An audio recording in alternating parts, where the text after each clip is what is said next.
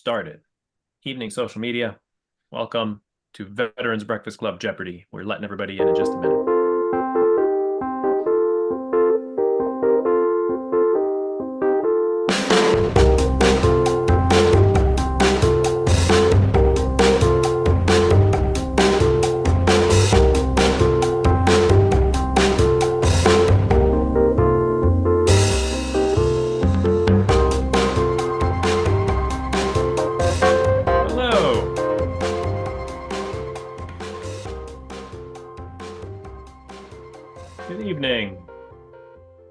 Everybody, welcome to Veterans Breakfast Club Scuttlebutt for Monday, October 28th.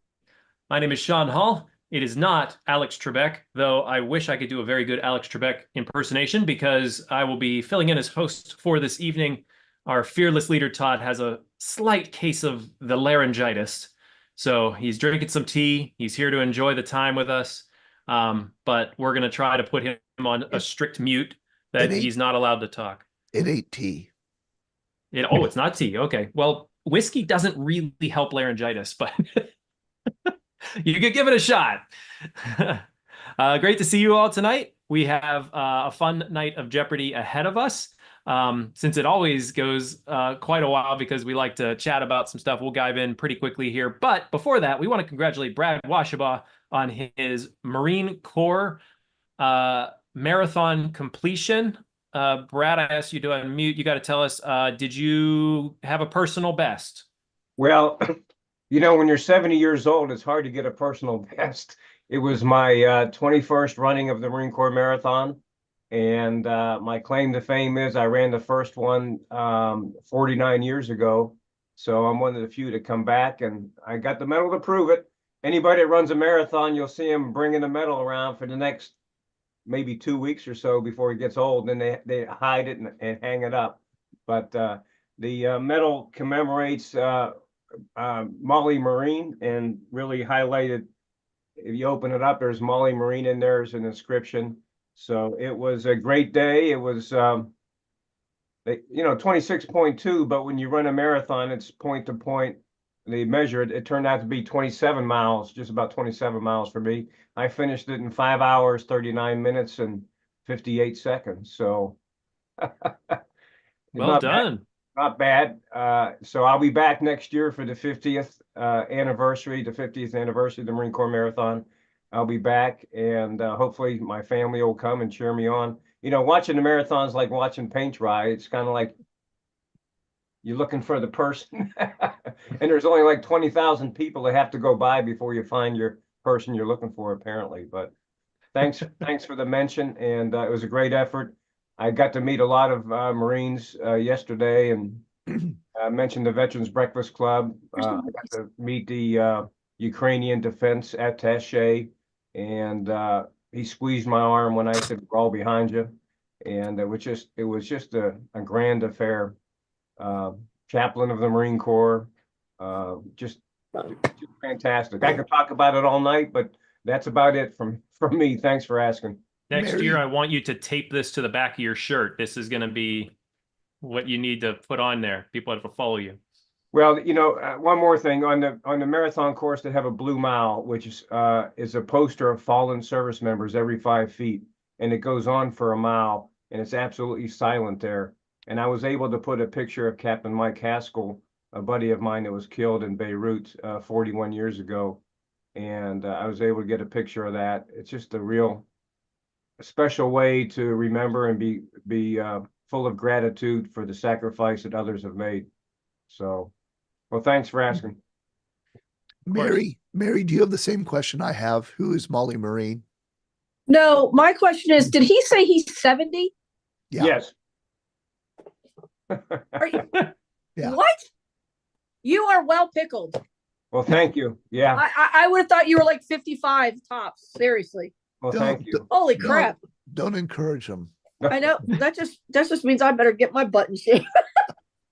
No, well, I've been running for 50 years, so I'm definitely impressed. Yeah. Well, great. Thank you so much. Yeah. Wow. Well pickled. I'm taking that with me. That's my favorite phrase. Yeah. Well pickled, sir. Well pickled. Well pickled. We have a poll. We're going to run the poll real quick here. I believe Todd is going to run it. Make sure you answer if you can. Should come up in just a sec. There it is. How often should we do BBC Jeopardy? Every month, every other month, every 3 months, or twice a year?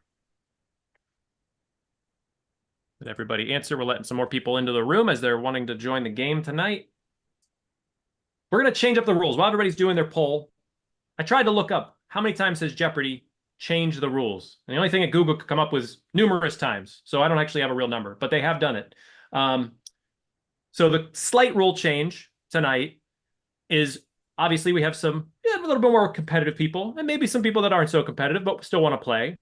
So still raise your hand. But if you've answered a question and your hand goes up first again, we're going to give some other people a chance to answer before we give the person that was lightning fast on the trigger a chance to answer. I know that probably doesn't sit well with you, Mr. Masters. No, I'm totally okay with that. I just wanted to say a special thank you to Todd and Greg Yost. I had them teach my Canadian political science and American history students last week. They did an awesome session on the Electoral College and the American election. And guys, the kids were very complimentary, and I really mean that. Well, thank you. I think we left them thoroughly confused. Awesome. Okay, it looks like 100% answered. Every other month is the current winner, with a close behind one less answer every 3 months. So we will make a determination as we set out our 2025 schedule. We know you guys all love some Jeopardy, so maybe we'll go back and forth between Glenn and Todd for the Jeopardy. Did the kids take Todd's voice? Mary Klepper asked. I don't know. Here we'll admit Ken Kazak. Oh, good. Ken's joining. Okay, great. So we're going to get, let's see here. I'm going to stop. Is that all right? I'm going to stop sharing the poll here. Sounds and we're going to get the game started. Here we are. Okay, let me share my screen and we will dive right in. Make sure I'm pulling up round one. That is final. That is round two. Here's round one. Todd, in his infinite wisdom, has somehow turned this into a PowerPoint. I don't know how, but it's amazing. Here you are, Jeopardy, the Veterans Breakfast Club. Oh, man, I was really hoping I wouldn't slip up on a word already. All right. Well, you guys are all in a small window beside me. So I'm going to be reading and I'm going to be watching. So I'm going to try to do this the way that we want. But if any fisticuffs happen, I'll give you Todd's street address. Here we go. We have, I didn't click 5. See, oh my goodness. I know I clicked on the round one. Was round one being shown? I apologize. I didn't notice. Hold on, please. My computer's running slow. Here we go. I'll make sure I'm getting round one up there. We don't want Final Jeopardy. Okay, there we are. Thank you for your patience. Make sure we have round one selected. Here it is. Okay, can everybody see that? Thumbs up? There you go. There it is. Wonderful. Okay. There we are. Okay, we have Air Force, By the Numbers, Oscar winners, Radio Speak, Navy History, Cold War. Glenn Flickinger, you're going to kick us off. Give us a category, please. Oh, naval history for 100. Naval History for 100. This famous naval battle of World War II, fought in 1942, is considered the turning point in the Pacific Theater, where the U.S. Navy decisively defeated the Imperial Japanese Navy. Bob Flage. There you go. Good. Okay. Glenn and Todd, I'll need you guys to let me know if a hand goes up or who should be next, because I might be reading and I won't see the hands. So let me know who I should pick. Bob Flage, go ahead. Midway. Midway? Midway. Oh, What is the Battle of Midway? Todd, that was supposed to... What happened? Back to panel. What? I'm going to guess that was true. Battle of Midway. I don't know why I didn't bring up the answer, but Bob Flage, make sure you answer in the form of a question. I did something there. I didn't see my hand. All right. Charlton, Okay. Charlton Heston won that battle all by himself. Ah, There we go. I saw the Okay. movie. You get one mulligan. One mulligan. Battle of Midway. There it is. Okay. Back to panel. Bob Flays, you can pick the next category and price. Radio speak, 200. Radio speak for 200. My transmission is ended, and I expect a reply from you. Ben Wright. What is over? See if I can. Oh, I see what the problem is. Okay. It's between, I can't click on mute on mutes. If I click on unmutes and then go back to the share screen, it's going to jump forward. Yeah, Todd, we're going to have you unmute people. Okay, that was the technical issue. Ben, was that judges? Todd, that was a good answer? Yep. Good Okay. Excellent. Good job, Ben. All right, Ben, please pick another category. Well, obviously we have to go Air Force 500. Air Force 500. He is the only 5-star in Air Force history.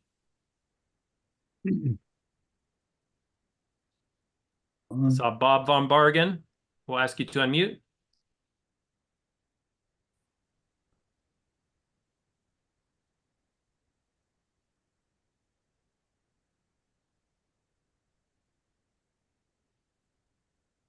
Bob?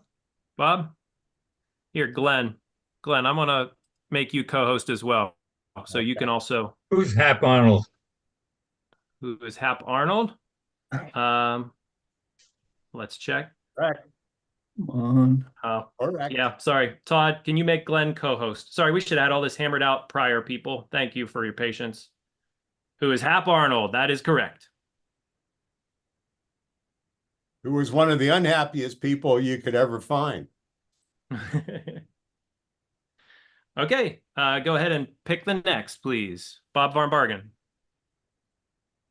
Cold War for 200. Cold War for 200. During the Cuban Missile Crisis, JFK ordered a quarantine of Cuba because this word would have indicated a state of war. I see Scott Masters. Scott Masters, yeah. What is blockade? What is blockade? Okay. He gets extra credit because he's Canadian. Scott, we're going to have to ask you to unmute again so you can pick the next. Yeah, let's go Cold War for 500. Cold War, 500.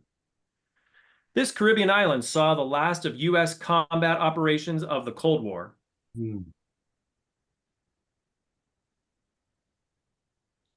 Baltimore Ben, great to see you back. Oh, you have to unmute again. There, can you hear me? Yep. Would it be Grenada? Shaking his head, yes. There we are. Well done. I'll let that person in. Thank you. All right, Ben, if you'd like to pick the next.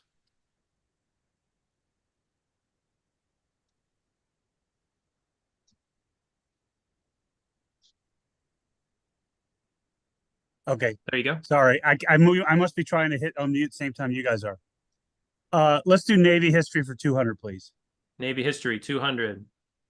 This specialized Navy unit formed during World War II is considered the precursor to the modern Navy SEALs and was responsible for clearing beach obstacles before amphibious landings. Ooh.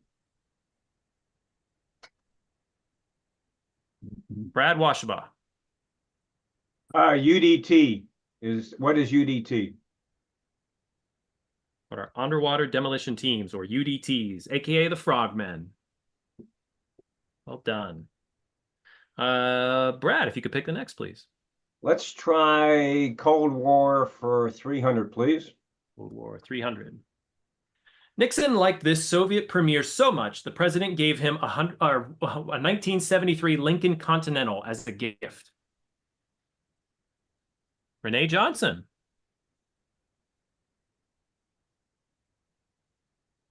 We'll ask you to unmute.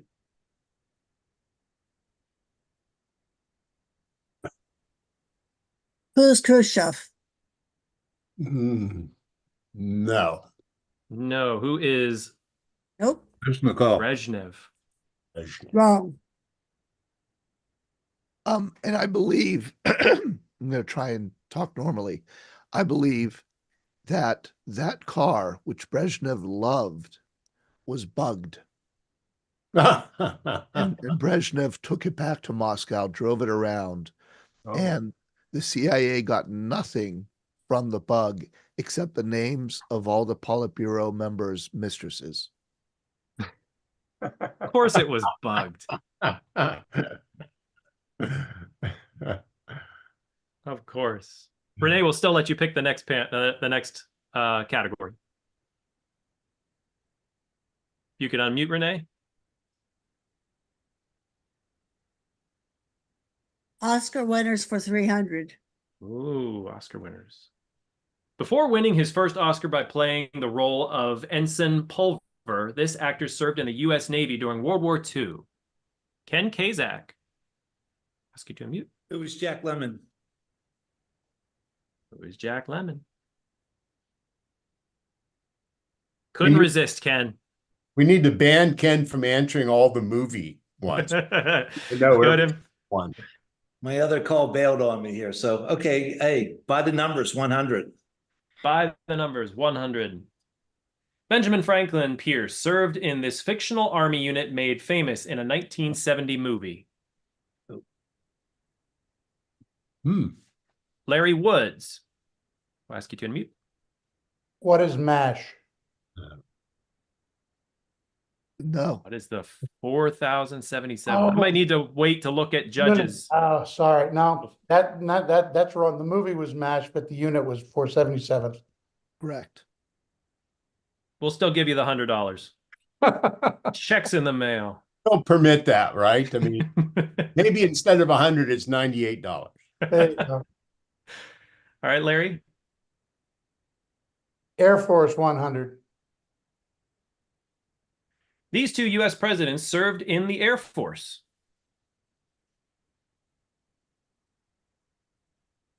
Mr. Von Bargen has his name up. Bob. Ronald Reagan. Who is Ronald Reagan? And there was two U.S. presidents. Who's the other? Gerald Ford? No. He's in the Navy. No. You want to try for someone else's answer rather than... Well, Ben Vaughn.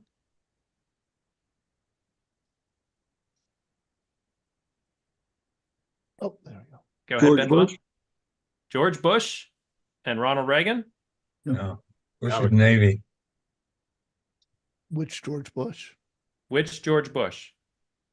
The younger George Bush. Yes. W. Yeah. W.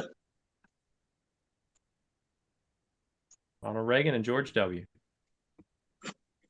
Oh, George W. was never active, was he? Was he in the reserves? That was the whole controversy, right? He didn't. I believe the Air Guard. Air Guard, Texas Air Guard. Yeah. Yeah. Okay. We're too political. We won't go there. Ben Vaughn will let you pick the next category. All right, how about Air Force 200? While stationed in Germany in 1953, this not yet famous USAF Morse intercept operator became the first American to learn of Stalin's death in 1953. Oh. Mary Klepper. Who is the man in black? Johnny Cash. Wow. Wow. Wow. That's impressive. Pretty cool. Wait, impressive that I knew it or impressive that it was Johnny Cash? Both. That's one I never heard of, and I love Johnny Cash. I love the man in black, yeah. Yeah, wow. Back to panel. Okay, Mary, go ahead and kick us off.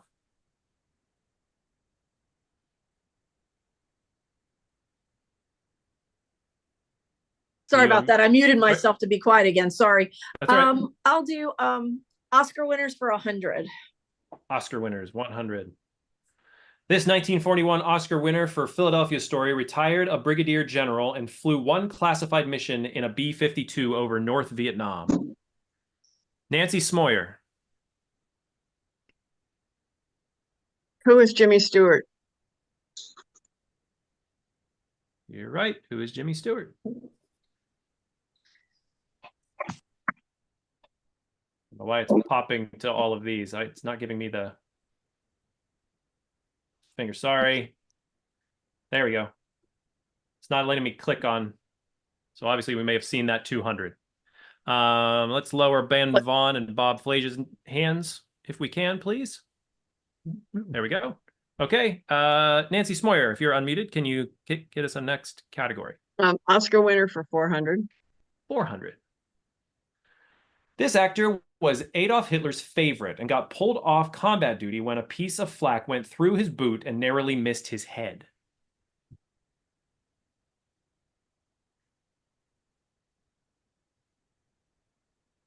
Oh, this is a tough one. Bob Flage. Clark Gable. Got that right. Who is Clark Gable? Oh.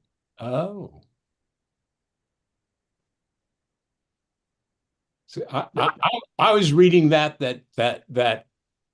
Hitler was the one who pulled them off combat duty, which that's where I was making a disconnect. Bob Flage, go ahead. Navy history, 500. Navy history, 500. Second only to the Medal of Honor, this award is given to U.S. Navy and Marine Corps personnel for extraordinary heroism in combat. Let's see. I figured Brad would chime in. Renee, you recently answered, so we'll go Ben Wright. What is the Navy Cross? Yep. What is the Navy Cross? Ben Wright, go ahead and select. Okay, let's go back to Air Force for 400. Air Force 400. The National Security Act of 1947 created the USAF as a separate branch of the military. It also created this in an effort to reduce inter-service rivalry. And I guess, Brad, you had your hand up first. What is the Department of Defense? That's true. National Military Establishment. It was originally called the National Military Establishment. Huh. And I don't believe it got the name Department of Defense until 1949.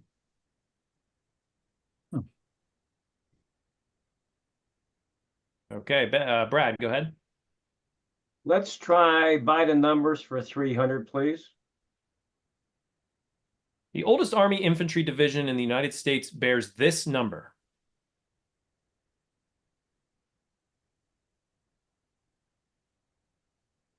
Going once, going twice. We'll go Ben Wright. Oh. Ben Wright. What is the big red one? There it is.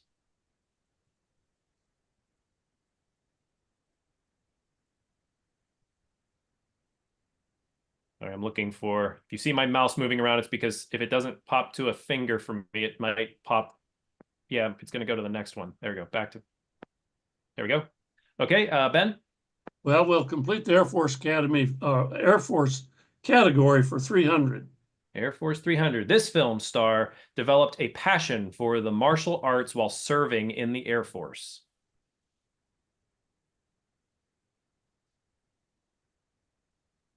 We'll go Ken Kazak. Who's Chuck Norris? Judges? Yes. Chuck Norris. If you guys have never looked up Chuck Norris jokes, they are some of the best jokes you'll ever read. Like, Chuck Norris does not do a push-up. He pushes the earth down. Now he has a passion for making commercials, from what I can see. All right, Ken? I like radio speak for 100. Yes, I understand, and will take the action indicated by the information conveyed. Carol Popchak. What is Wilco? No? Judges? All right. Chad Riddle. Roger. Who's Roger? What is Roger? Judges? Yes. Roger that. Chad Riddle. That's good. That's good, Chad. Roger that. So, What is- so wait a second now. Wait a second now. It begs the question: where does Wilco come from? Because I've heard that a lot. I've heard comply. Say again. Will comply. Will comply. Wilco. So Roger Wilco means I understand and will comply. Of all Herr Commandant. And where does Roger come from? Why do we say Roger for that? Better than Todd. Come on, Chad. Todd that. I have no idea. Mary knows. Mary knows. Yeah, I was wondering that too with the Wilco, but it says here Roger was early spoken or phonetic term for R as it was used in the radio communications for received and understood. Received. Okay. R stands for received. Yeah. Got it. Got it. Got it. Received will comply. Roger Wilco. I think we should give Carol half points for that. I agree for sure. She deserves some recognition. Yes. We'll let her pick the next category. How about that? Yes. Carol, when you're unmuted, go ahead. Yeah.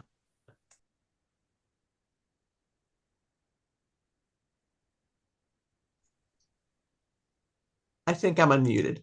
You okay? Yes. Go ahead. Okay. Let's go to Oscar winners for 500.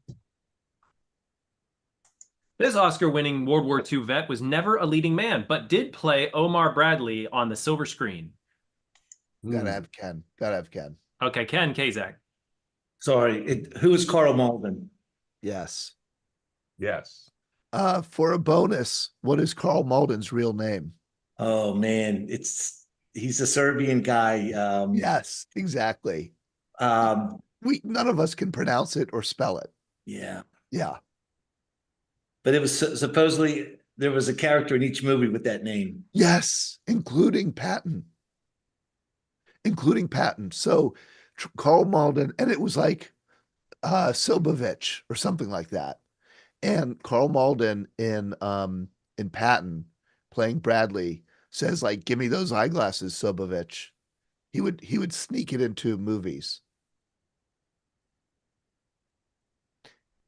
Say yes. Say yes, Todd. That's very interesting. Yes, Todd. Thank you. Extremely interesting. Ken Kazak, go ahead and pick the next category. By the numbers for 200. Anthropologist Robin Dunbar said this military unit size is the cognitive limit to the number of people with whom one can maintain stable social relationships. Carol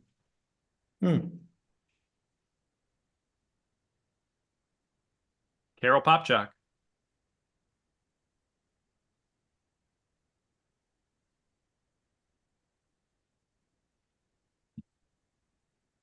I was looking up Carl Malden's spelling and I forgot to lower my hand, so I haven't even seen the question. I'll forfeit to somebody whose hand is up.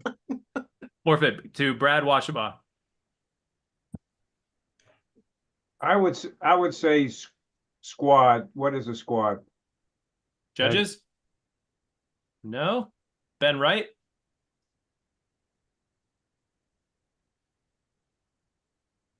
What is a platoon? No. Chad Riddle? I was going to say platoon as well. Company? Company. What is a company? Ah. I was going to say a marriage, but That's 180 people. That's hard to believe. Yeah. Yeah. And that's the range is between about 150 and 250 are the number of people you could know by name and kind of know something about them and have a personal relationship with. And it just that correlates with an Army company. I was going to say 3. Because, seriously, because there's a lot of research about the Roman army and their small organizations being in 3s. And Brad, how many people in a fire team in the Marine Corps? 4. Okay. There's a lot. Look up the rule of 3. And it's a fascinating discussion about that same topic. I know I don't have 180 or 250 people I've ever known in my life like that. So maybe it's a personal thing. And I do think a platoon is like another size that correlates with almost with like extended family, like 40 people, you could know really, really well and consider them like family. No way. Yeah. Chad Riddle. You want me to pick it? By the Please. numbers, 500.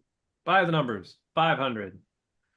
This Lockheed Shooting Star was the first jet fighter used by the Army Air Forces. And we're looking for the number of the plane. Go Ben Wright.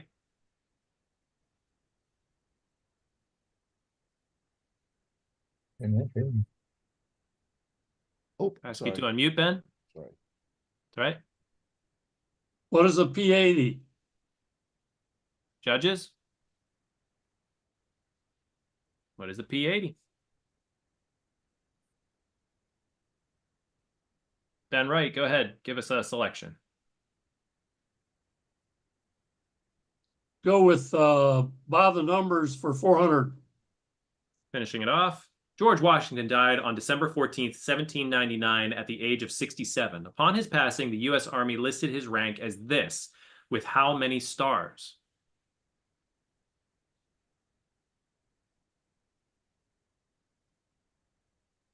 Bob Von Bargen. 3. 3 stars? What is the rank? General. General? Judges? Can you be more specific?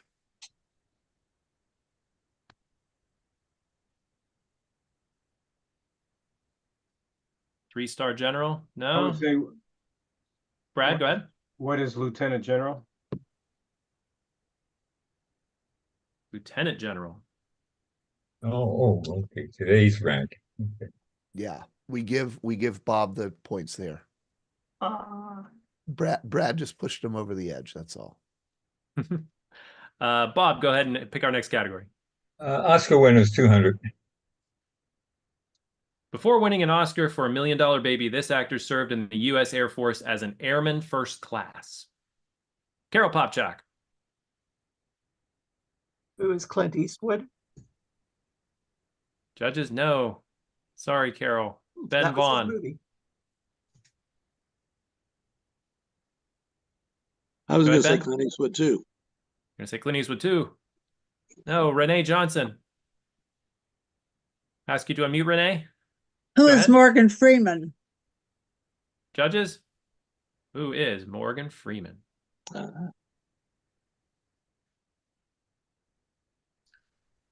I want a point for correctly pronouncing Carl Malden's real name, Sekulovich. Sekulovich. 1 point.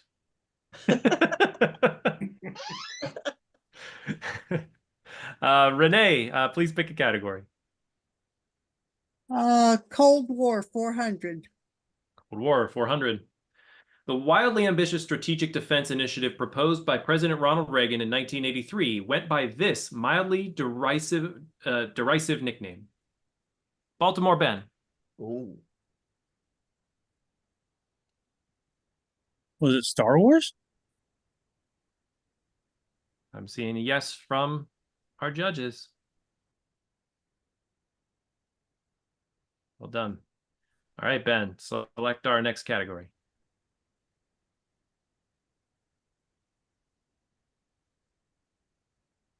We'll have to unmute Ben. There you go. Yeah. Navy history 300. This 1922 ship was converted from a battle cruiser to become the first U.S. Navy aircraft carrier.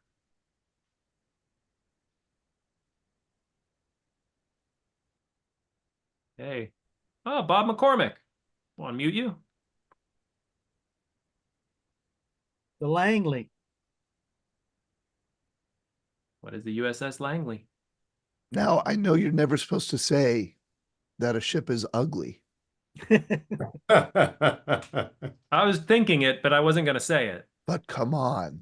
How about ungainly? Yeah. I just don't fully understand how you would land. I guess everything takes off and then they all have to land separately. The logistics of that are beyond me a bit. Yeah. Must be an elevator and a below deck. Has to be. All right. Bob, if you could pick the next. Radio Speak 300. Can you repeat that? I didn't understand. Radio Speak 300. He's got jokes. He'll be here all night, ladies and gentlemen. Ben Wright. What is? Say again. Wow.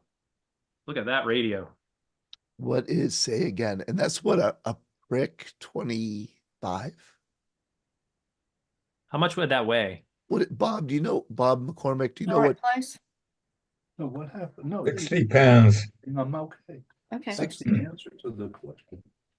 60 pounds. 60. I remember my brother John telling me 60 or 65.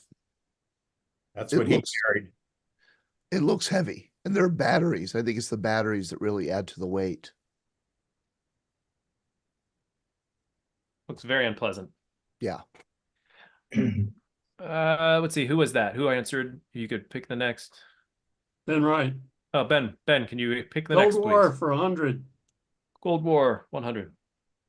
This Soviet first happened in 1957 and led directly to the creation of NASA. Ooh, Susie. Hold on, let's unmute you, Susie. What is Sputnik? Judges? Yes. What is the launch of Sputnik?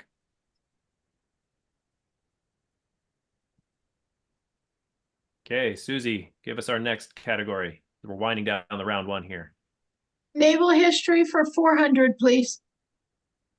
In 1805, during this early international conflict, U.S. Navy Lieutenant Stephen Decatur carried out a bold mission to destroy the captured USS Philadelphia. This is pretty darn obscure. Wow. Bob Von Bargen. What were the Barbary pirates? Oh, good going there, Bob. Yeah, and I should say that these games are a combination of I contributed to them, and so did Ray Brendel, who can't be with us tonight.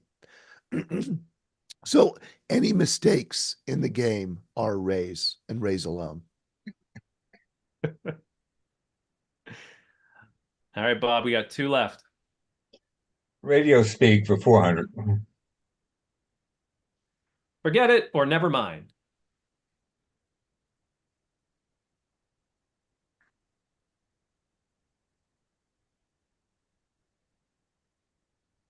Go, Brad. What is Forget My Last? No. Chad Riddle. Wait, we'll unmute you, Chad. Belay My Last. No. No. Ben Wright. What is Disregard? Yes. Maybe it's different in the Navy. You guys weren't in the Navy. My understanding was that it's disregard. Well, we got one left. Radio Speak for 500. Moving on, Todd. Too late. Yes, I can hear you and understand.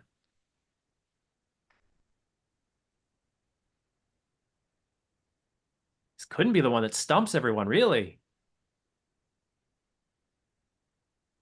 Going once. Oh, Carol swinging for the fences. The only one that comes to mind is it copy that? Copy that, judges? I don't think so, Okay. is it? I don't know. Todd's shaking his head yes. You're shaking your head no. Todd right, would we'll know, say. but Copy loud and clear, or Lima Charlie. Let's bring Debbie in here. Debbie, would you have thought that? Was that your answer? Debbie Bussinger. I would have just said Roger that. I would not have said what the correct answer was. Okay. What about 10-4? Good buddy. That's Highway Patrol. 10-4, good buddy. Military speak. That's Broderick Crawford speak. I watch too much TV. In the 50s. With me. All right. Solid first round, everybody. Go ahead, Todd. Chad? I have here Navy terminology, jargon and slang. It means belay my last means to disregard. Whoa. I apologize on behalf of the Veterans Breakfast Club. But this was Ray's error. Yeah, Ray. It definitely was Ray. I apologize to the Navy on behalf of the Veterans Breakfast Club. We are biased towards the Air Force and the Army. I want that on VBC letterhead. Signed by Ray. Thank you for that. So Chad, can you repeat how do you say disregard in the Navy? Belay, B-E-L-A-Y. Belay. Belay my last. Belay my last. It's pretty much, you're saying, forget the whole thing, I screwed up. Okay, got it. That's the phrase I should definitely know. Can you use it in a sentence, though? Belay my last. That is a sentence. Well, as we transition here into round two, we'll get to there in just a second. We'll do our station break now because then we don't have to worry about it later. We can just dive right into our final Jeopardy. So quick station break here just to thank our sponsors. Of course, we want to thank UPMC for life. They've been wonderful to us, really. We want to thank them for sponsoring a lot of VBC programs, but they can help you make sense of Medicare, get the answers and information you need, such as how to choose the Medicare Advantage plan that's right for you. UPMC for Life has plans designed by veterans for veterans that can save you money and get you more benefits. And check out all their plan options by going to upmchealthplan.com/Medicare. And we want to thank tobacco-free Adagio Health as well. They are dedicated to preventing and reducing tobacco use, educating people about tobacco hazards, and advocating for healthier places to live, work, and play. You can check out everything they have to offer by going to tobaccofree.adagiohealth.org. This is the new VBC magazine. You know, I told Ellie the other day, Todd, I said, you outdone yourself, but then you said something about this was AI generated, so I'm confused. Was it Ellie or was it AI or was it Ellie AI? The words were AI, but the design is Ellie. Well, she still gets kudos from me because I love the cover of this. If you haven't received this in the mail, it's because we don't have your address. There you go, Baltimore Ben. But it was Ellie's idea to run words associated with veterans through AI, and these are the words that came out. Interesting. It's so, I don't know. I love it. I love it. She really does outdo herself every time, especially for this particular one. But if you don't have this magazine, because we don't have your address, so please send it on to us. We'll get a copy out to you. And since it's a free quarterly magazine, you will continue to receive them every quarter. So we'd love you to get the word out about the VBC. If you'd like multiple copies of the Veterans Breakfast Club magazine, 10, 15, 20, even 100. If you have enough places to take them and put them, we'd love to send them to you so you can get the word out. Just let us know. We will put a survey at the end of the program so you can tell us how we're doing. And I apologize again about the technical difficulty at the beginning. Glad we got rolling, though. We know where we're going. This is our special program tomorrow morning, so not Thursday night. So newsflash, tomorrow morning, 9 a.m., Glenn will be on, I will be on, and we are going to be talking with Sir Richard Evans over in the UK. Glenn, you want to give us a slight preview? Well, yeah, I think I like to show the book. Here's the book. It's a big, thick book, 22 profiles of prominent names of Nazi leaders, of course, starting with Hitler. It's got the Goebbels and the Himmlers in it, but then it has 5 or 6 names in it I never heard of, which are examples that he gives of little known people that fell into the Nazi, way of thinking. And it basically, he tries to answer the big question: how did this happen? Why would this happen in a country like Germany? And it's a fascinating book. He's a fascinating man. He is the leading academic historian on Nazi Germany. So should be good. Excellent. Tomorrow morning, 9 a.m. Then we are back in Swickley for our in-person breakfast on Wednesday, Christchurch at Grove Farm. Always a great time. I think we're getting into a new space again on Wednesday, which should suit us well, but it's always a wonderful time. And then next week on Monday, we will be back for our open conversation on Monday night, November 4th. So check us out then. And also, after that, we have the 6th, which is Wednesday, our big event at Rivers Casino.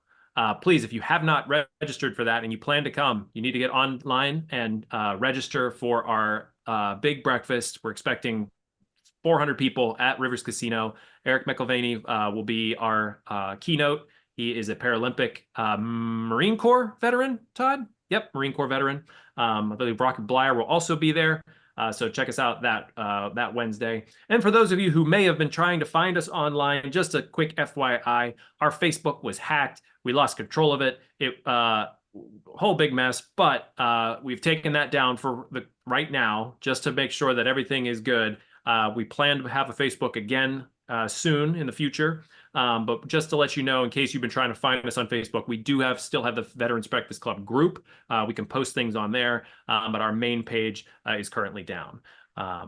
That's all that I have for announcements. Todd, unless you have anything. Nope, ready to go. Great. Baltimore Ben, you had your hand up? Yeah, I just wanted to say great cover on the VBC magazine. It's a lot of words for this Marine, but I'm having trouble finding the word beer. I don't see that anywhere. I'm still looking. Might be in the small print.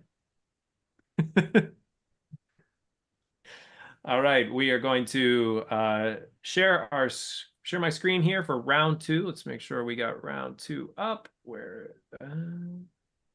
Okay, round 2.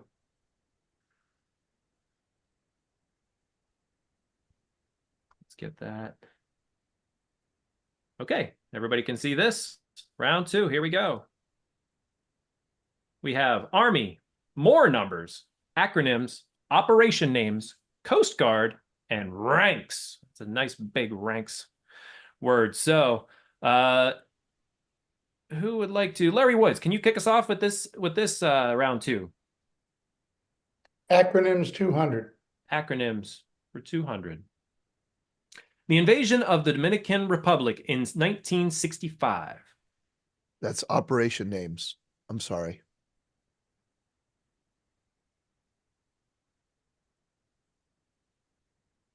So we're looking for the operation name. Going once, going twice. All right. What is Power Pack?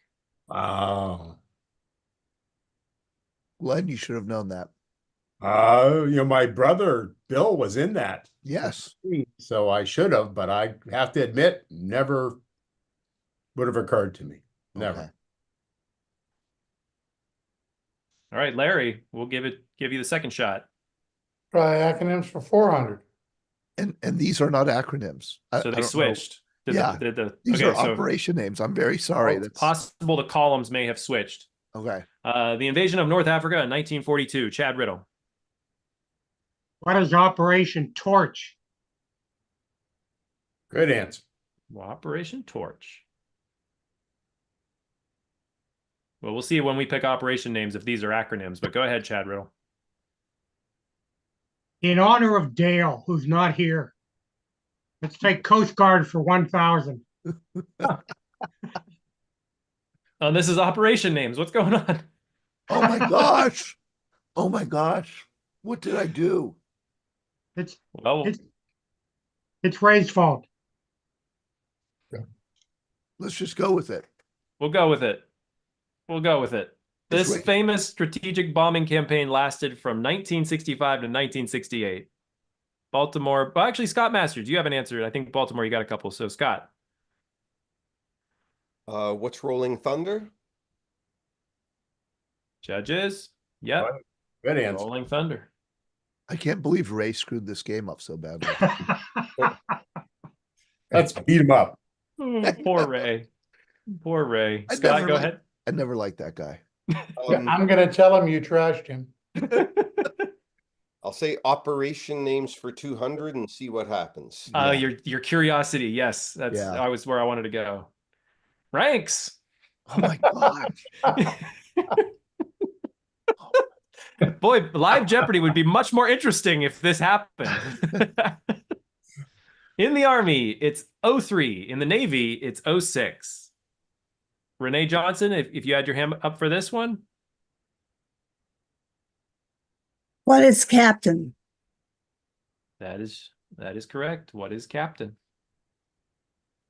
Okay. Dart in the dark, really here, Renee. Yeah. Let's go for more numbers for 400. Hey, more numbers for 400. This famous U.S. Army Cavalry Unit's official nickname is Gary Owen. Mary Klepper. What is the 7th? And why is it Gary Owen? That is a song that they used to sing. Can you hum a few bars? I cannot. I don't know it. And it's very un-PC to do so today as well. But yeah. Okay. But it's an old. I want to say. I'm trying to remember the last time I was at Bighorn. It's like a battle cry, but it's an Irish tune or something. You can look it up. Yeah. All right. Go ahead, Mary. I'll do that acronyms for 600. All right, let's see where it takes us. Operation names for 600. Operation Prosperity Guardian began in December 2023 in this region. Operation Prosperity Guardian. I will admit I had not heard of it until I prepared it for this game. I'm going to say, I think Baltimore Ben would know this. Yes, he knows. Yeah. He knows. Maybe. So ask you to unmute. I was gonna guess Haiti, but I don't know. I don't think I know this. It's think Houthi. Think Houthi. Yemen. The Red Sea. Red Sea. Red Sea. Yeah. All right. Mary Klepper, since you picked the last one, Mary, go ahead.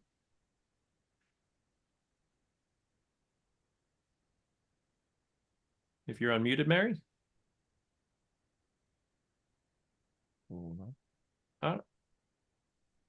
She's not there. Here she is. Nope. There she is. Okay, we found you, Mary. Sorry. There you go. Go ahead. Sorry, I had muted myself again. Sorry. How about the ranks for 200? Ranks for 200. In the Army, it's 03. In the Navy, it's 06. You just did that one. We did that one. All right. Yeah. I don't know why it didn't disappear. All right. Well, there it goes. Okay, we'll do 400 then. Ranks for 400. In the Army, it's E3. In the Marines, it's E2. Renee. What is private first class? Judges? Yeah. Right, yeah. Well done. All right, Renee, go ahead. Coast Guard for 200. Operation names for 200. The invasion of the Dominican Republic in 1965, which I believe we did answer. We did, yeah. Our pack. We'll jump to Coast Guard 400. These might be operation names. Yep, the invasion of North Africa. We did that. Alex Trebek is rolling over in his grave. Yes, he is. Oh, we did this one. Come on, Todd. It's all right. We'll get to one here. 800, I believe, will be. Operation Eagle Claw was the failed attempt to do this in 1980. Ken Kazak.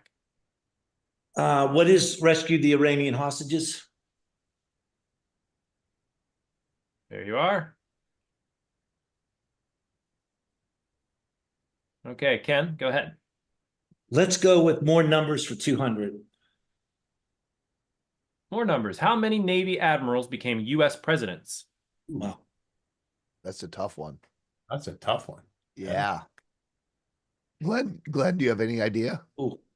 Well, let me 1 second. You're I'm cheating. gonna say cheating. I'm gonna say 0. Did you cheat? Did you just cheat? No. You He didn't just look it went. He up went through the Rolodex in his head, and I just came up.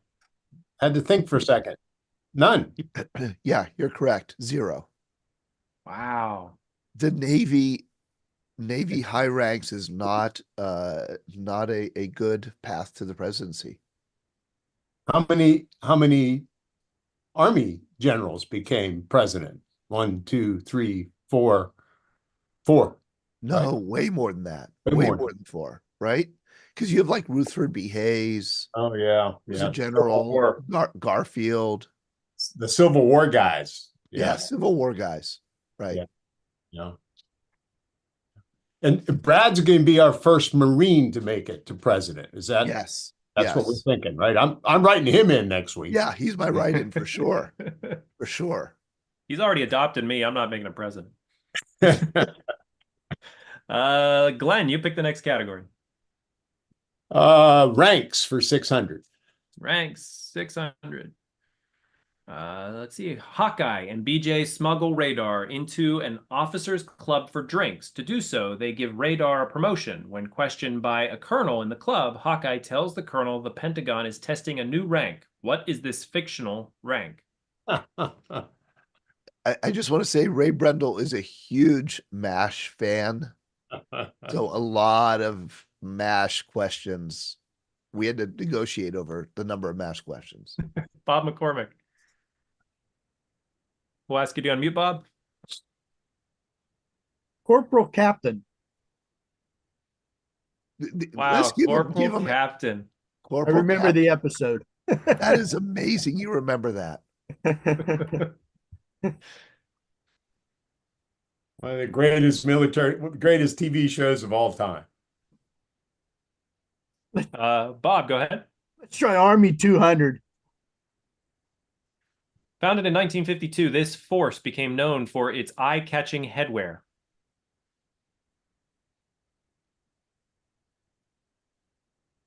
Bob Flage, we haven't had you answer for a little while. Get on mute.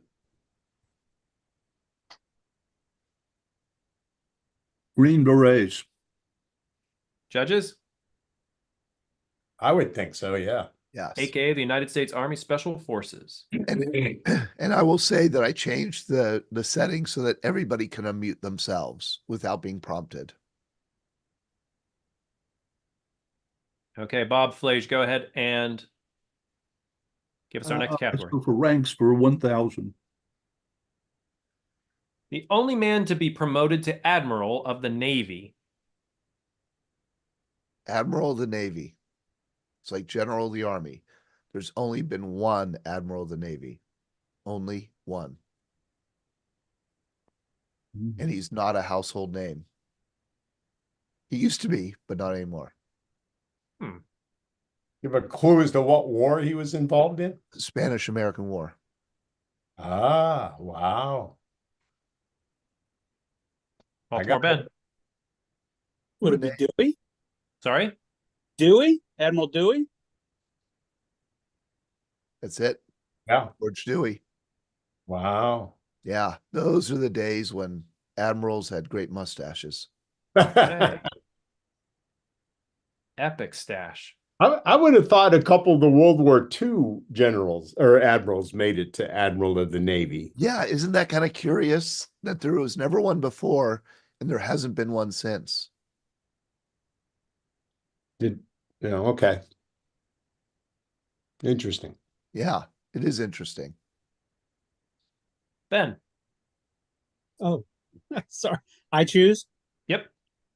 Well, I'd love to choose Coast Guard in honor of my son, who's somewhere off the coast of Florida right now. But I'm going to go with acronyms for 800. So operation names. Operation Eagle Claw was the failed attempt to do this in 1980, which we have answered correct. Correct, we did. Yep. Okay, we'll go acronyms. This might take us back to the famous strategic bombing campaign, lasted from 65 to 68. I believe we did answer that. Okay, Ben, give us another one. We had a little technical difficulty on the back end of this. I'm going to assume that under operation names, those are all probably the same questions, maybe? Let's try it. Nope, they're back to ranks. No. We did answer these, which we haven't done at ranks Okay. 800s. Let's do that one. Let's do ranks 800, yeah. The 3 men to be promoted to general of the armies. Please note the S.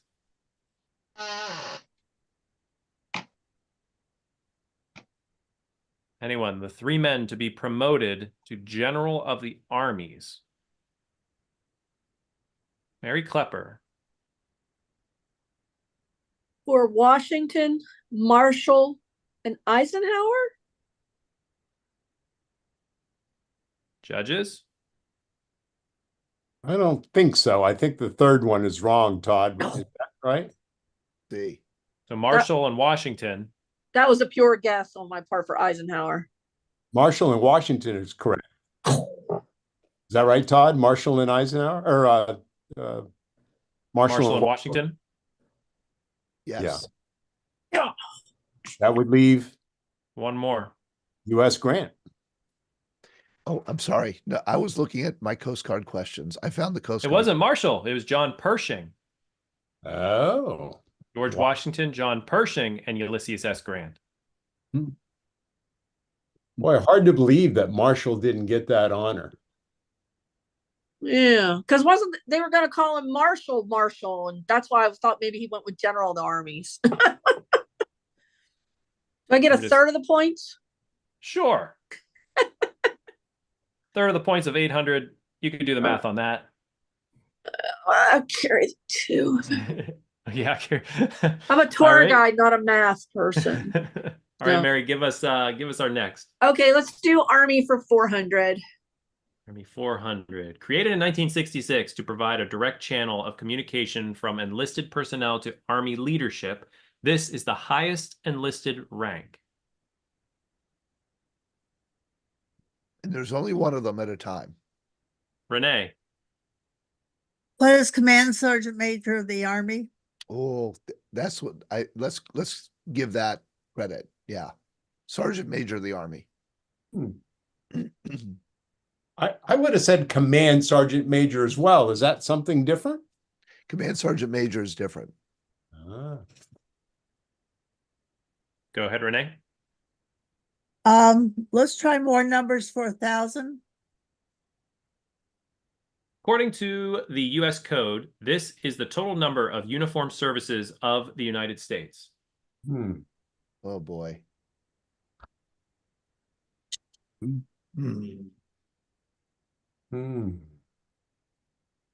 Uniformed services, not armed services. Uniformed services. So, in other words, they wear uniforms. Renee? 6. Oh, good guess. No. No. Because, okay, let's talk about the armed services. There are 6 of them, right? Space Force, Air Force, Navy, Marine Corps, Coast Guard, Army. 6. So there are 2 other uniformed services. They have ranks, they wear uniforms, they salute, but they're not armed. The Red Cross? No. The Health Service? Yes. Public Health Service. Public Health Service is one of them. And the other, Baltimore, Ben? Merchant Marines? Merchant Marine is not. NOAA. Because of a technicality there, although we have Bill. NOAA. Let's see, we have Bill Balabanow with us. NOAA. Yes, NOAA. Who said that? Don Wolf. I work for NOAA. Yes, it's NOAA. That's exactly what it is. Stephanie Mitchell?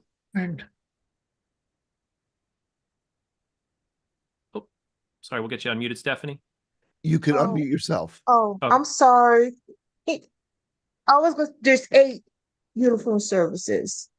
Army, Marines, Navy, Air Force, Coast Guard, Space Force, the Public Health, and that NOAA, the National Oceanic one. How in the world did you know this, Stephanie? I cheated. I'm gonna be. I knew it was more than 4 but I just couldn't remember the Oceania one. But I knew it was the Public Health one was added up in there. Yes, and that's it. It's the National Oceanic and Atmospheric Administration, which is the weather service. The Merchant Marine, they wear uniforms, they salute. Somehow they're not considered among the uniform services, and I don't know why. Stephanie. My cousin is in the Merchant Marines. Yeah, so there should be 9. There should be 9. Stephanie, go ahead and give us our next category, if you would, please. Let's take Army for 600. This Army base is the largest military installation in the U.S. by population. Ooh.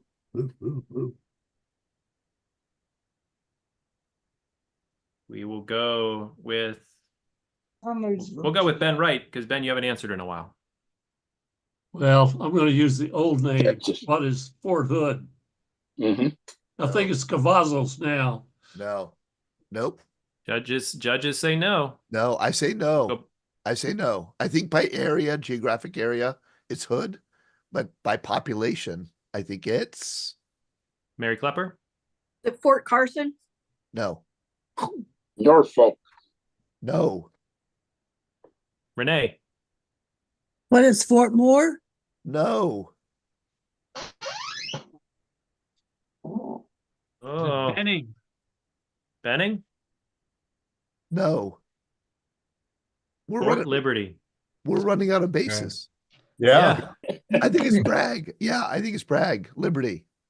Yep. You guys are skeptical. If anybody finds anything different, but this is what we have by population. Fort Liberty, Yes. Fort Bragg. By population. By population. That name changed. Stephanie, since you picked that category, you want to pick the next one? Okay. Let's try more numbers for 600. The only patrol torpedo boat widely known by number. That's because its commander went on to become president. Carol Popchak. What is PT 109? You got it. You got it. There you go. I can also sing Gary Owen. Okay, come on. Sing us a few lines. Yes,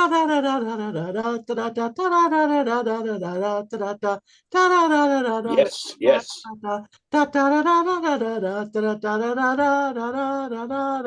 You get the gist. Oh, yeah. That's how it goes. Yeah. Night. So I have a harder PT question. What was the PT boat number for McHale's Navy? Anybody? Susie knows. Susie knows. Susie, you can mute. Here you go. 47?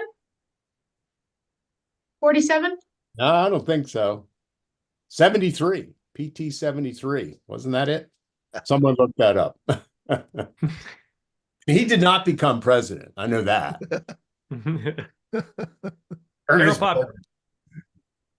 Carol, give us our next category, please. Oh, let's try more numbers for 800.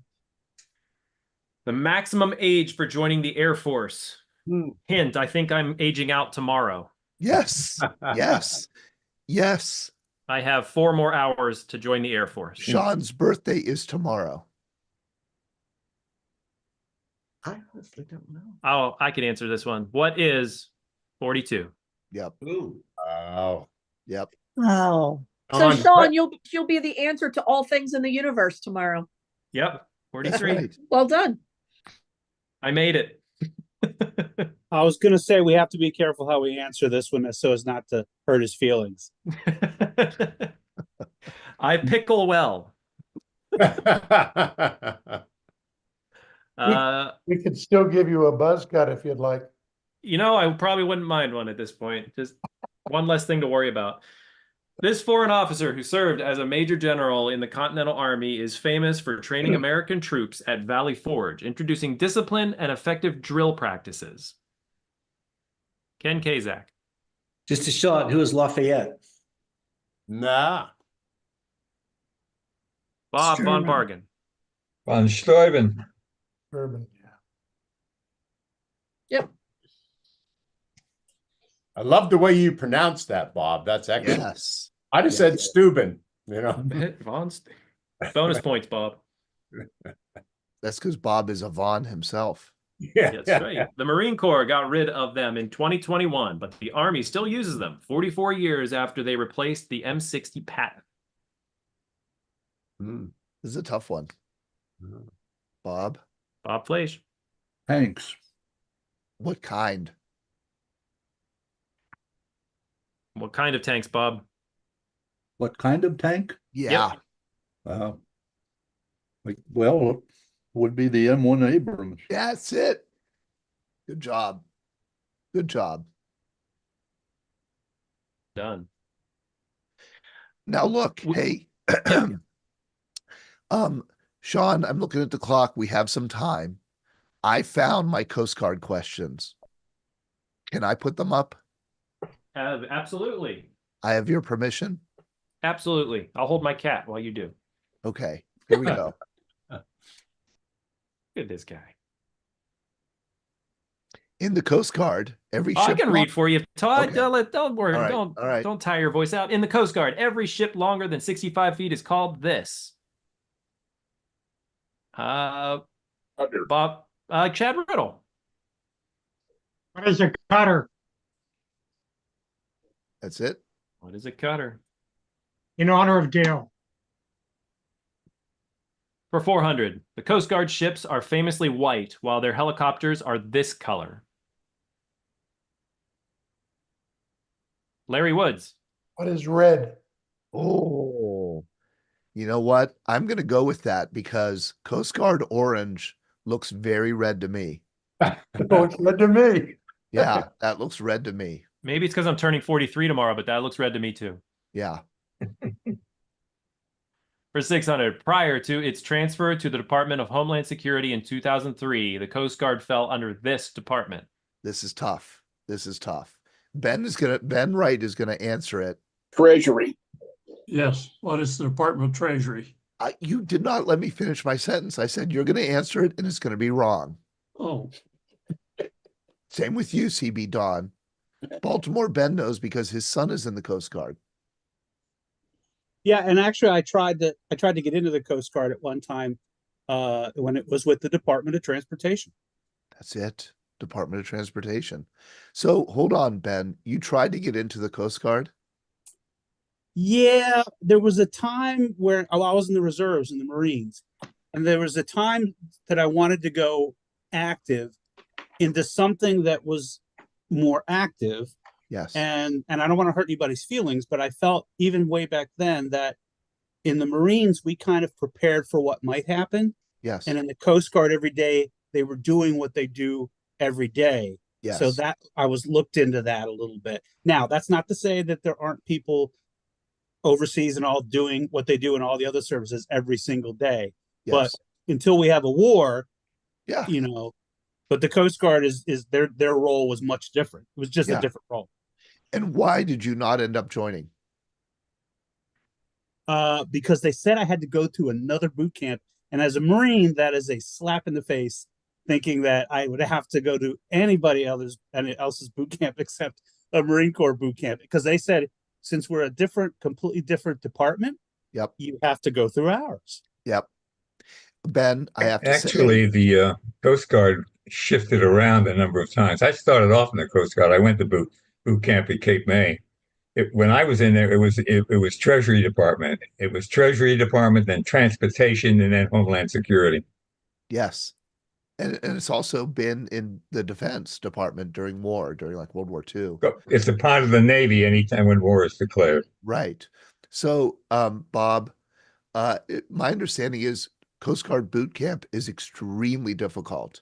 And no offense to you, Baltimore Ben, but you don't get a swim test in the Marine Corps, do you? Oh, you do? Oh, I didn't know that. Oh, yeah, we definitely do. Oh, I didn't know that. Yeah, because sometimes our sailors that take us overseas can't drive well.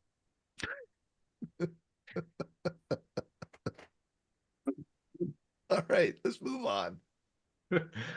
Coast Guard 800. Navy and Coast ranks are identical, except for this single tier of officer, which is absent in the Coast Guard.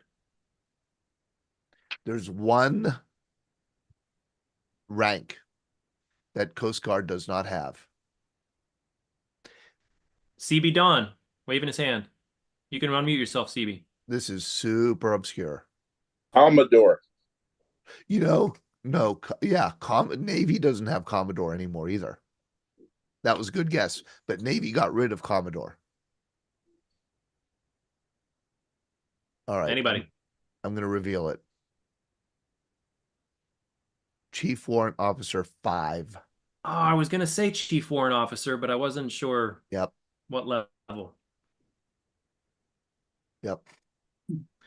Singleman's First Class Douglas Monroe is known for this singular distinction. Baltimore Ben. He's the only coastie who has been awarded the Medal of Honor. Correct. Correct. And was that Guadalcanal? It was definitely in the Pacific. I Yeah. don't remember which exact battle it was. Okay. Excellent. I'm glad we fit those in. Yeah. I think there's another category that we didn't. We did we have a final Jeopardy. Final Jeopardy, right? Oh, wait. Well, yeah, the other categories of round 2, there were ranks we did, operation names. We didn't do acronyms. Acronyms. Do we want to do Yeah. acronyms or just forget it?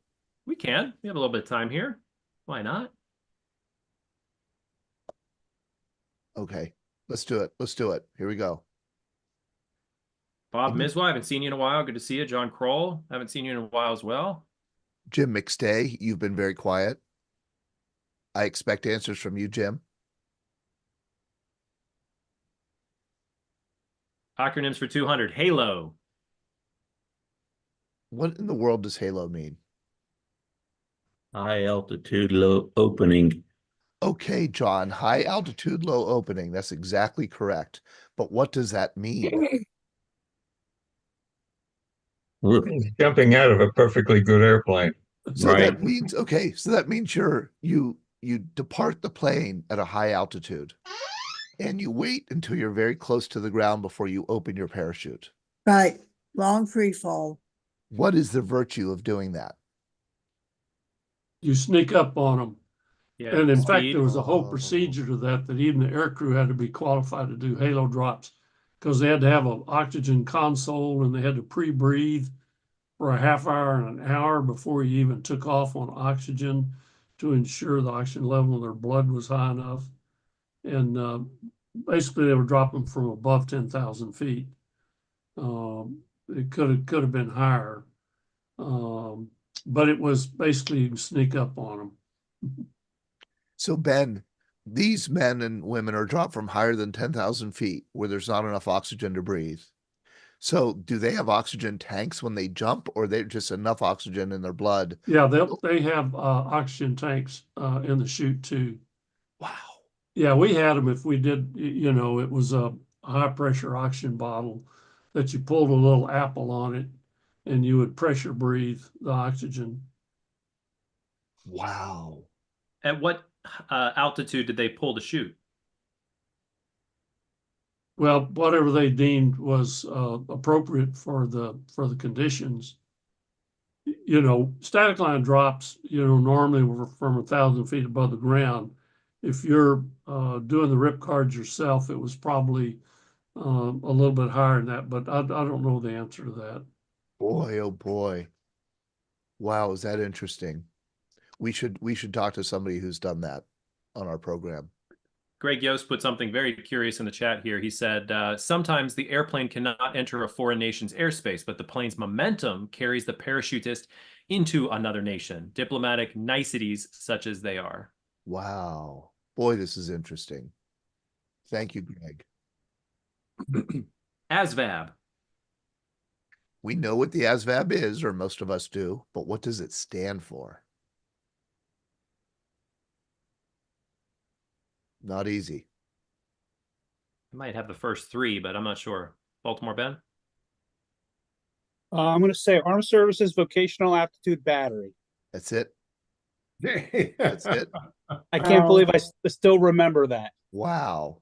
And so these are the ASVAB scores, I think, required. What is the, what's the highest score you could get on an ASVAB? Does anybody know? Okay, we got a lot to learn here. You notice the Air Force has high qualifications, as does the Coast Guard. What does the Marine Corps have? Okay. All right. We have a lot of infantry.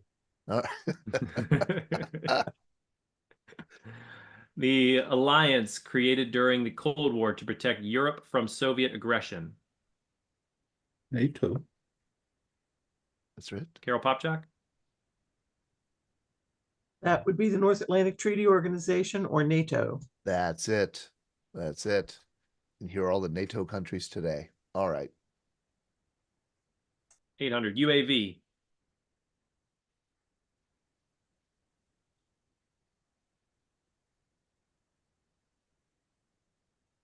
UAV. Is it Chad? What is an unmanned air vehicle? Oh, nice. Good job, Chad. Nice job. That was a swag. A swag. Silly wild guess. Did you make that up right now, or is that a Navy thing? There's no way he made that up. No. It was used in the Navy. Yeah. SEAL, S-E-A-L. What does SEAL, as in Navy SEAL, stand for? I would think Brad Washabaugh would know this, but I don't know if he's still on. He left. He's tired after his marathon. Yeah. And he's 70 years old. I mean, he needs his sleep. Hey, watch it. Isn't it sea, air, and land? Yep. Okay. Yep. Sea, air, and land. Yeah. That's it. That was kind of a trick question. I've been using that term swag for a very long time. Oh. Same with FUBAR. Same with FUBAR. That was a very funny TV series too. Well, this is great. I apologize for my voice. I wish I had a better voice to interact, but oh yeah, that's right. We do have Final Jeopardy. All right. Did I get it up right? There we are. Final Jeopardy. So did we keep points? Did anybody keep score while we were playing? I started to keep score, and who do you think ran away with it? I mean, there's nobody close. Bob Von Bargen? No. Baltimore Ben? No. Although Carol. No, of course not. No. Ed Cottrell has his hand raised. Are you going to make a guess as to who's in the lead, Ed, or are you going to? Ed, you can unmute. I thought it was Carol. You know, Carol, she performed very well, as did Baltimore Ben. I think may have caught up with them. I stopped keeping score after Ben Wright was just like so far ahead of everybody. You know, it's always the mild-mannered guys. He's not flashy. He just came in there with the right answers time after time. All right, Ben. Right. Then you need to put, this is for all the marbles. Yes. The class the stars fell on is an expression used to describe the West Point class of this year. Notable graduates include Generals Eisenhower and Bradley.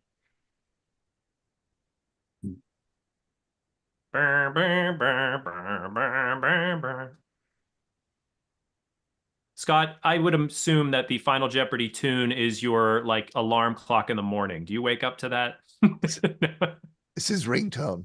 It's his ringtone. Never. Never. Chad Riddle, you're the only one with your hand raised. So That I'll is let you. 1918. Nope.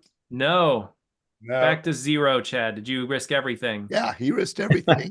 He's Chad, a you're, big you're zero. bankrupt, Chad. You're bankrupt. Well, there was no Yes. money in it. I know how much money Todd has in the budget for this. Ben Wright, you raised your hand, but then you put your hand down. So Ben, are you gambling? Ben Wright? Yes, it would be a wild guess, but I'll go with 1924. Nope. Nope. Nope. Nope. Not 1924. Nope. Nope. Nope. Nope. Mary Klepper, I saw you. Mary knows, but she. No, I'm guessing because I'm just thinking about him during the First World War. So I'm gonna say, what is 1915? Yes. No way. You got it. Got it. I was just that was a swag. Yep. That was a swag. That was a swag. Glenn, could you tell us about the class of 1915? And then I have a follow-up to that. I mean, those are the two biggest names, but I think there's at least 8 or 10. Really? Yeah. 8 or 10 generals who graduated 1915 from the 1915 class. I can't name them. I'm thinking Harmon maybe.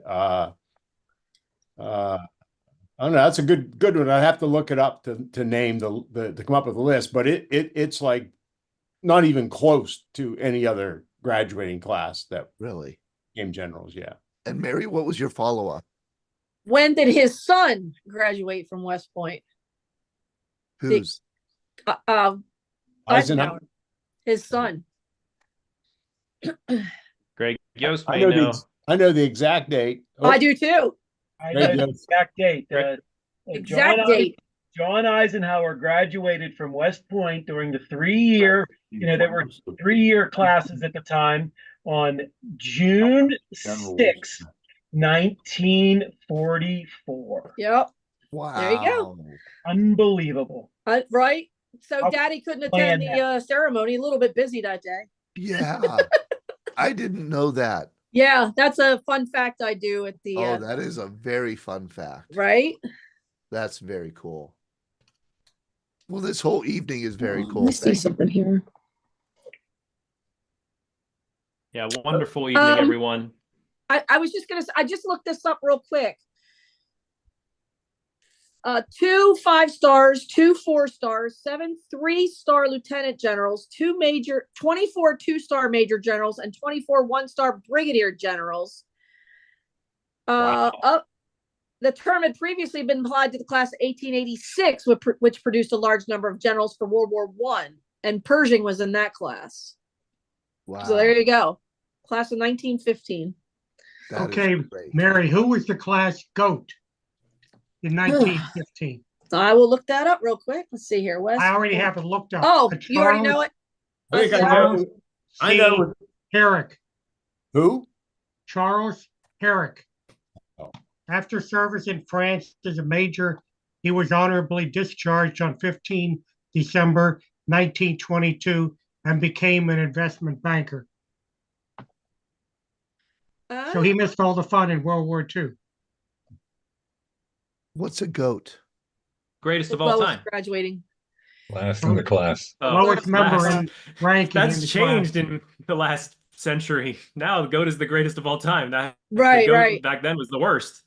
I was That's gonna say right. my AI came back and said that class didn't have a GOAT. I don't know, but one thing I do know, I remember Custer was the GOAT of his class because he had like 57 demerits or something stupid. Yeah, and I always call him our first Air Force. Remember the Air Force? Was Patton a GOAT or he was just real low in his class? I'm not sure. I don't know about that one. Let me see. Was Patton the GOAT? That's liable to come up greatest of all time. He hadn't reached his prime yet. Yeah. GOAT. While we're waiting At for you to West look that up, I'll put the survey into the chat here Yeah. for anybody. No, like he to say my- graduated 46 out of 103. So he wasn't the GOAT. Renee?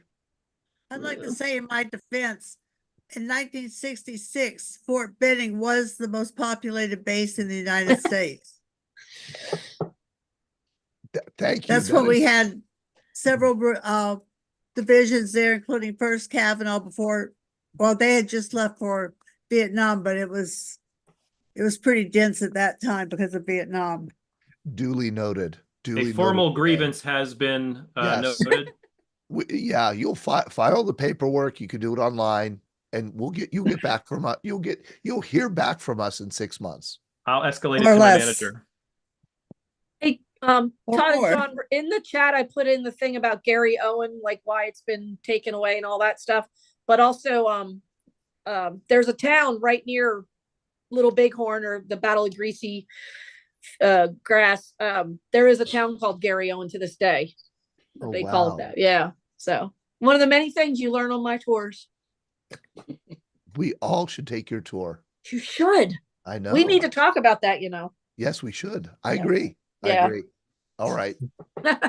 Well, thank you all for taking part in tonight's Jeopardy. We will have all of these hammered out for our next Jeopardy, and it looks like we're going to probably do them every other month, as the survey said at the beginning of the program. Thanks you all for playing and enjoying, for our audience enjoying and being a part of this tonight. Tomorrow morning, 9 a.m., rejoin us back for Glenn Flickinger's very interesting conversation.